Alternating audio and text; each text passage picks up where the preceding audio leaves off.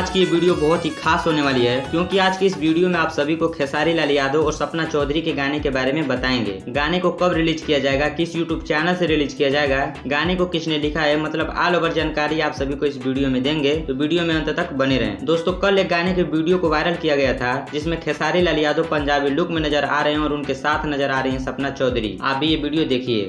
फिर तू कत्ल करावेगी।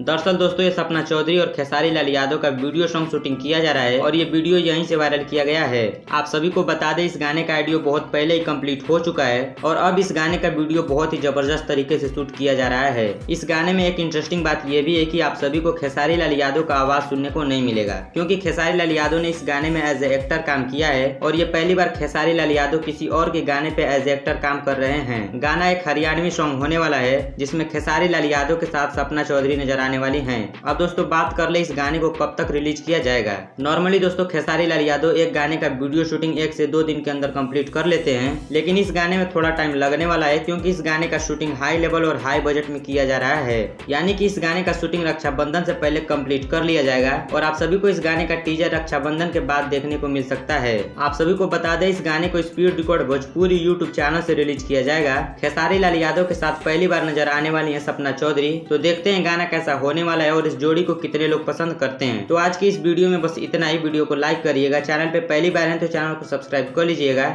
मिलते हैं अगली वीडियो में।